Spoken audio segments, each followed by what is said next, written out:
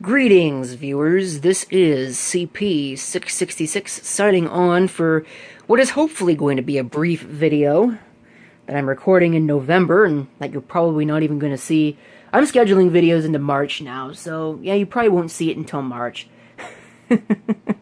Maybe not even then. I've been trying to, that's the first thing I'll talk about, I've been trying to limit my number of uploads recently because I noticed that my viewership on a per video basis has tanked. And what I take that to mean is that YouTube's algorithms have decided that, well, this guy is uploading videos every day, so the subscriptions should be able to find the videos on their own because they know that he's uploading every day. So they're not showing it on all the subscriptions feeds. I'm not even going to get into what I think about that, but that seems to be the way it is. That's the only thing that I can possibly guess. Or people are just not interested in the videos that I'm uploading. So hopefully, I'm going to give you something that is actually interesting and worthwhile. Well, not really. I wasn't originally going to make this video, which is why I'm using the cellular telephone to do this. And while I'm at it, I'm going to have a slight little rant about this thing. I think the Galaxy S6 had this problem when it was new. I vaguely remember a lot of YouTube, I wouldn't say celebrities, but moderately successful YouTube users posting videos complaining about this. Have you ever noticed when I'm, moving back and forth? Look at the jello effect on that. I don't know if you can see that in the final product, but that looks like crap. Makes you wonder how the product even left the design phase with such a major and obvious defect. Of course, I think that the Android operating system as a whole is a major defect, but I'm not going to get into that argument here because that is getting very close to platform wars, and I do not want any of those. So that is not your invitation to turn the comment section of this video into a free-for-all, because I will moderate mercilessly if I have to. So, anyway, what are we going to talk about today? Well, I was recording a system exploration video of, I actually don't even remember what it really is. I think it's a Pentium 2. I know it's a Pentium 2. I think it's technically a 266, but it was clocked at 200 megahertz. Eventually, you'll see that video, and maybe you'll even have seen that video by the time you see this one. I don't know. I don't even know really what you will have seen, because I got a lot of new subscribers recently, and I've also lost a lot of subscribers. Don't really know how that happens, but YouTube doesn't even really tell me how that happens, because I go to YouTube Analytics, and guess what? It says that I've lost all these subscribers on videos, but it won't let me see what videos they are. How useless is that? Digression. Okay, so I was recording this video, and one of the other sysadmins walked in and dropped a couple boxes worth of, while I was recording, dropped a couple boxes of stuff and said, hey, this is all surplus, go through it, see what you can use for all your machines, take what you want, and the rest can be left in one of the labs for the students to pick through. And I'll tell you what, students pick through that stuff pretty quickly. There's been a lot of things that I've seen set out for the students to pick up that I've picked up.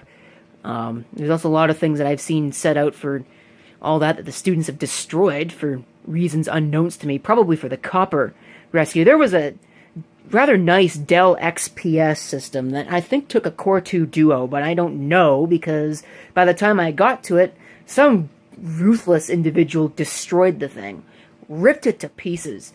I have never seen a system destroyed quite that far. I don't think ever. Well, no, that isn't quite true. I have smashed a couple machines on my own, but that was the first time I've ever really seen that to quite that magnitude in a very long time. It was rather unfortunate. Would really have liked that system, but of course, there's a lot of things that I would have liked. More of those, I think, what are they? DC 5700s, the small form factor machines. I've got one as a server sitting over there. Those, more of the HP Vectras, which I picked up a few more of those. Hindsight's 2020. At the time, didn't really have a lot of space. I still really don't have a lot of space. But I am planning to rectify that. My ultimate goal here is to put a shelving unit in here, and I might even do that by this Christmas. I think I'm going to put that on my Christmas wish list. Put another shelving unit in there. Pull all that stuff off of that shelf, because that's not really safe. I wager to bet that if this thing falls, all that's going to just become projectiles, and it's going to hit the most expensive thing it possibly can. And it'll break, which, that's usually how it ends up. So I'll have that shelf, and then I'll probably have, 4 other shelves, or maybe 3, because one of them will be a studio shelf. Wow, I said this was going to be a quick video. It's already run out to 5 minutes, and I haven't even gotten to the subject yet. Quite the digression. Anyway, so we look over here. We have a bag of CPUs. There's an Intel Core 2 Quad Q6600 in here, as well as two, well, I forget the S spec. I think it's SL9XR. Maybe SL8XR? I don't know. They're Xeon E5310Ms, as far as I know. 1.6 gigahertz, 8 megs of cache, 1066 megahertz front side bus. Of course, I can't really use any of those because I don't have anything that takes a Core 2 Quad, let alone a Xeon. Well, there's another digression. Anyway, I've got these piles of hard drives here. These are all serial ATA. This stack here is a bunch of 7200.10s that are 250 gigabytes in size. Why is this thing not auto-focusing? That's kind of stupid.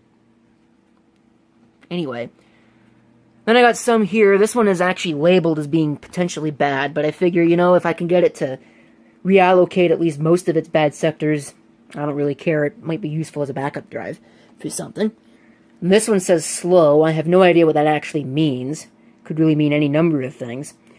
Could mean bad sectors, or could mean that somebody just perceives it to be slow. I don't really know.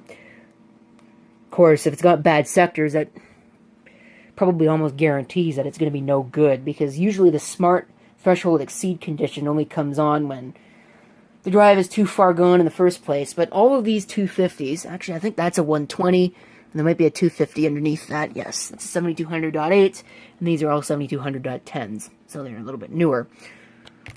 I don't know if any of them work. So you know what we're going to do? We're going to find out if they work. But here's the real reason why I'm making this video. It's not just to talk about these things. This is the HP D530 CMT. Yes, I still have it, even though it's got bad capacitors all over the motherboard. But I'm curious. I have it out because it's convenient. I don't even know if it's got serial ATA in it. But I vaguely remember that there were serial ATA connections on the power supply. So I guess we're going to find out together if this thing actually has serial ATA or not. Of course, the case is not easy to get off. Might need two hands to do this. I shouldn't, but it looks like it's going to be annoying, so I'll be right back. Okay, camera's screwed up. Don't know what happened there, but I got the case cover off. Let's have a look inside. Well, I was right. There are serial ATA power connectors. Now, are there serial ATA ports? Oh, I'll be an uncie's muckle. Look at that. There are two serial ATA ports on the motherboard. They are labeled serial ATA. Do they work? I don't really know. Now, a system this old, this is a socket 478 Pentium 4. A system this old, there's no way. How many IDE channels does this have on board? I think it's got two. I think these systems usually had 3 or 4 IDE channels, and one of them was broken out with serial ATA. Of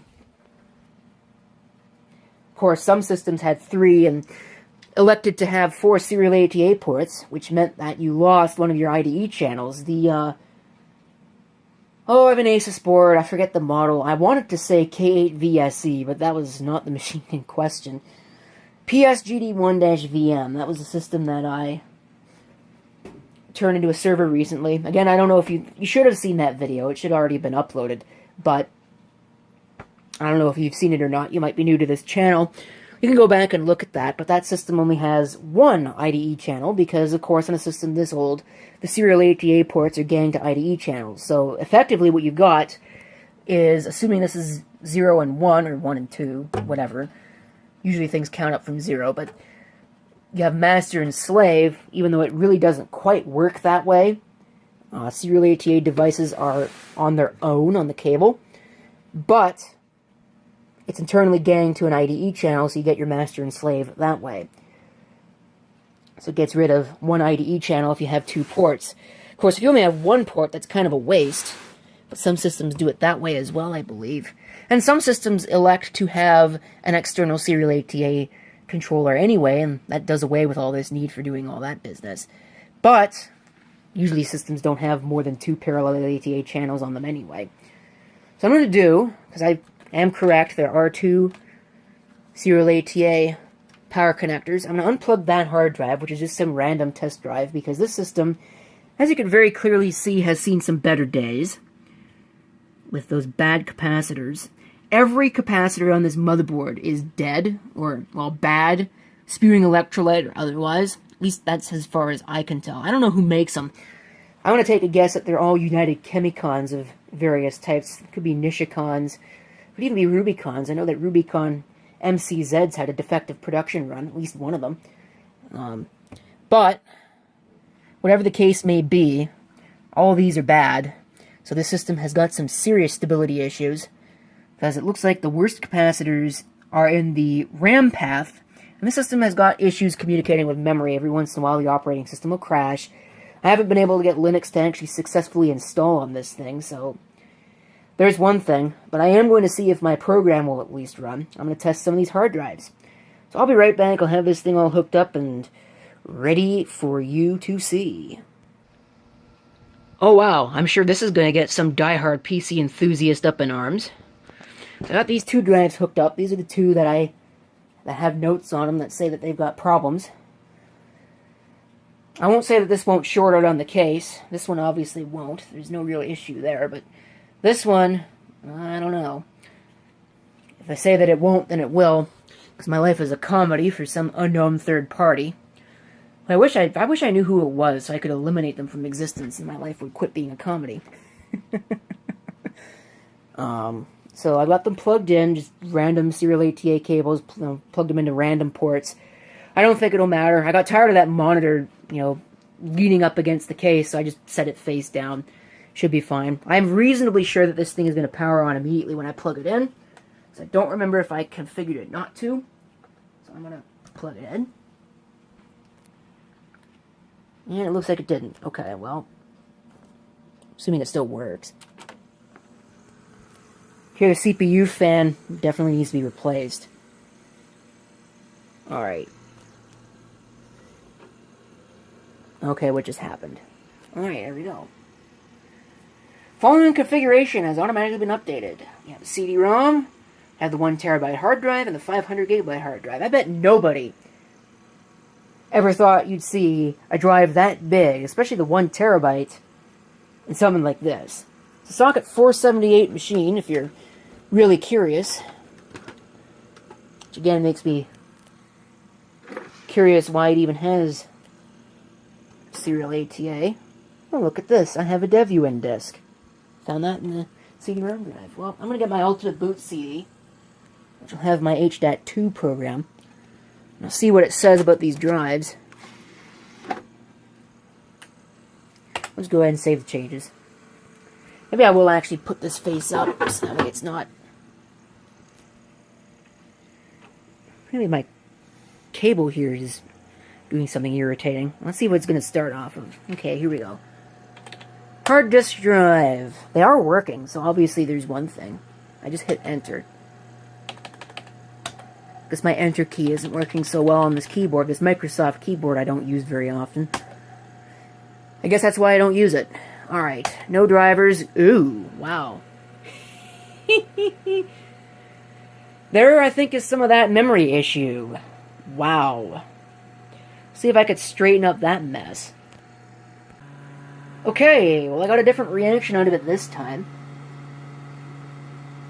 HiMem has detected unreliable XMS memory at address PLA not installed. Let's try continuing to start the computer. I did push enter. All I really want to do is just to check the smart data on these drives, so as long as the system runs long enough for me to do that, I don't care. You see, PCI ATA devices. Here we go. Well, smart error on the Seagate, but that's not a surprise. It's only got 48 reallocated sectors, though. And nothing pending. Uncorrectable error count. Wow, that's huge. Oh, man. Command timeout errors. Got a couple of those, which suggests that this was hooked up to a system with a bad cable. possibly, or a bad connection at least. 15,906 hours, that's not too bad. Let's check the Western Digital. Nothing overly suspicious there, other than a multi-zone error rate. It says slow. I might run some tests on these, just to see what's going on. This is probably going to take forever, and I really shouldn't do this.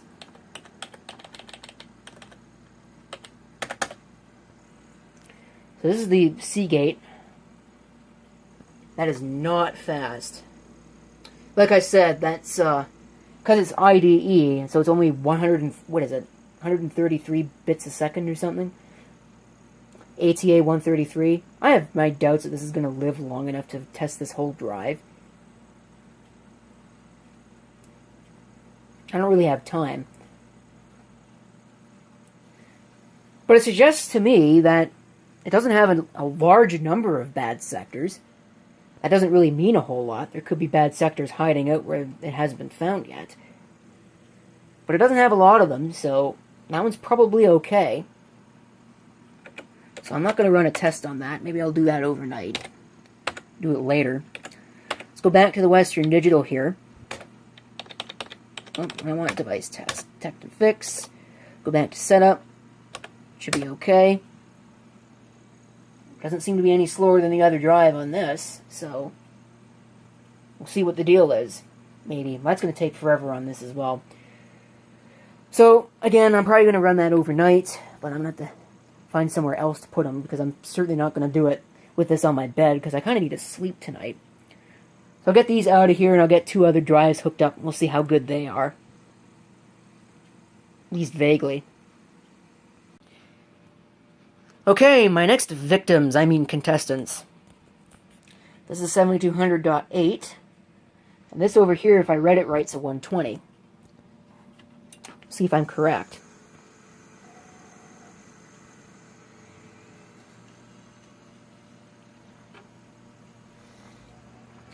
Alright. Yep. ST3 120. And an ST3 250. Alright. F1 to save. And we'll see what kind of interesting graphical glitches we get when we try to start HDAT2 this time.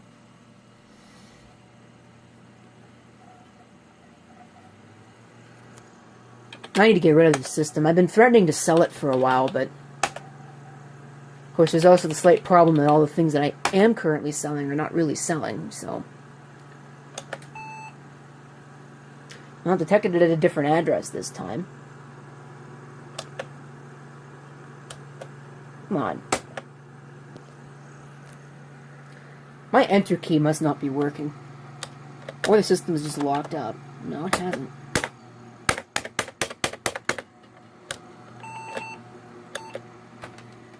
Okay, I pushed enter and it's not actually working. Okay, I'll have to figure that out. Okay, well, it started that time. It's detecting the optical drive there. Ooh, the 120's got an error. Security frozen. Size error. It looks like it's got an overlay area. Okay, we'll look at the smart data first. 28 reallocated sectors. 40,062 hours of power on.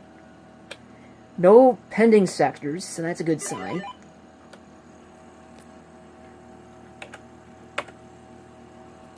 I wonder if it actually has that on it. HPA is disabled and unlocked, so that's not too bad. VCO frozen is enabled. Oops. Well, I guess I won't be doing that. How about the hidden areas? Looks like there aren't any. Security, I know, is frozen because it told me that. So master password is not changed or anything like that. Anyway, so that's that drive. What's this one reporting? Setmax not supported, DCO frozen, security not supported, smart is okay. So that drive looks like it's good. Nothing overly wrong with that. 12,969 hours of power on. Alright, so that's those drives. Again, I'll probably test them at a later time, but given that it's almost 1 o'clock in the morning, no thank you. So I'll hook up some more drives here and we'll see how good they are. Okay, a couple 250s now. I've organized these into stacks. Those are the stacks that are good or have no bad sectors. This is the stack that has bad sectors. These are identical drives.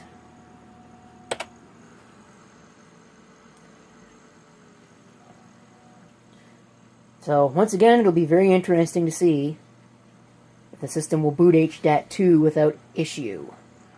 It doesn't seem to do it on camera, or doesn't seem to want to start while it's on camera, but it will off camera. There's definitely some crud in that enter key. I might have to clean that out. Yep, look at that. Alright, try again.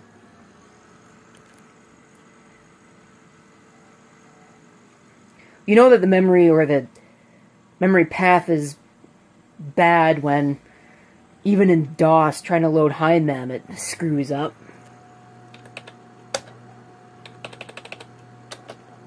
So yeah, this is no good at all. Hope it still works. Apparently it's not going to work on camera. That did something very interesting. Look at the text on the screen. It's all scrambled.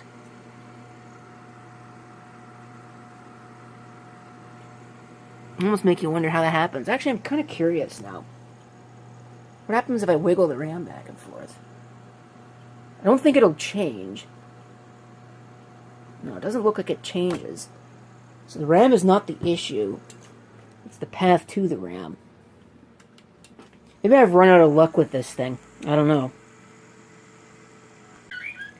What a surprise, it worked off camera. So, Smart is okay. Let me just have a look here. 40,678 hours. Not bad. Nothing out of the ordinary. Use a second drive. Again, Smart okay. Wow, that has not been used at all. 3888. Haven't been doing too bad. Let's get some more drives hooked up. I got 3 more to go through. Okay, 2 more drives. I feel like I should be sportscasting this. Probably not all that interesting. I'm sure I'll have a lot of dislikes on this video. It's boring as hell. Well, I did describe it pretty accurately. I'm inspecting a couple drives that I picked up. Well, actually, this is more than a couple, isn't it? It's kind of fun, though. You know, the computer's screwing up every time I start it on camera. Let's see what interesting thing it decides to pull this time.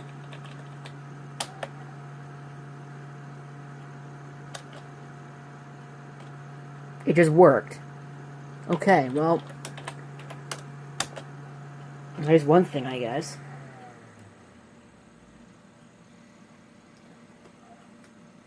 So let's check these. Are these any good? They should be. I don't know why they wouldn't be. Well, one of them has got some problems. Smart okay on this one. 42,433 hours. Again, Smart doesn't tell the whole story. I will need to test these.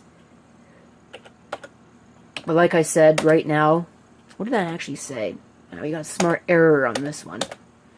15 reallocated sectors after 45,431 hours of power on. Ooh, that's not good. Pending sectors. So, yeah, that one will need to be tested. And you know what's sad? I don't even know which one it is, because they're both exactly the same. Suppose I can find out. Let me plug the last one in. Okay, I assume that it was the one on the right, so I've plugged that one in. Where's the power switch? There it is. What? Power on. Thank you. We're so close to being done. It's going to tell me that the drive has changed, even though it's the same drive. I don't know what the difference is. I guess the firmware is different enough that it feels compelled to tell me that the drive has changed. Oh well.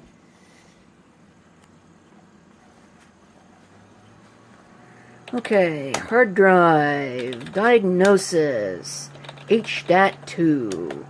Now what interesting thing do you suppose it's going to do this time? It's going to work. Wow. And by being powered on for a little while, it's warmed up a little bit, and now it's working. So let's see, did I get the drive right? Or did I get the wrong one? Nope, I got the wrong one. Okay. Unless this is also another bad one. No, this is the same one. 45,431. 29 bad sectors. Alright, so this is the junk one. Good to know. So I'll be testing those ones first. Hope that stack of drives doesn't fall. I'm sure that would be very good for it. But this one is okay. Come on. Looks like it's done the most hours of power on, 58,590. I have to put stickers on these and let me know which ones have done which hours of power on. Take the younger ones first. Ooh. Temperature difference from 100. Failed in the past. Interesting. So I guess this drive's got hot. Of course, it's a Seagate. Those tend to get hot. So, I'd almost tell you that's it. But I'm going to hook this up and see if there's anything on it. Put these drives away. Put all the cables away. And we'll see what's going on here. I think if I remember right, I tried to install Devuin on this, and that didn't work too well, obviously. Of course, that's affirmed by the presence of this Devuin disk in the CD-ROM drive. Probably should have ejected. Oops.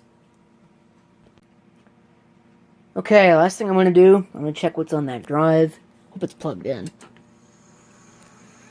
Yeah, it's plugged in. Yeah, you could tell that's plugged in.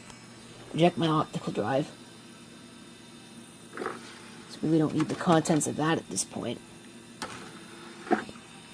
Is it going to boot? It's not starting.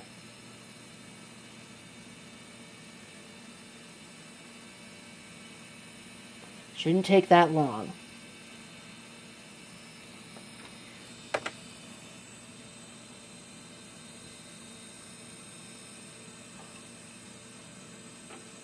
There we go. I wonder what the deal was with that. Probably found a memory error or something. Oh well. A lot faster the second time through.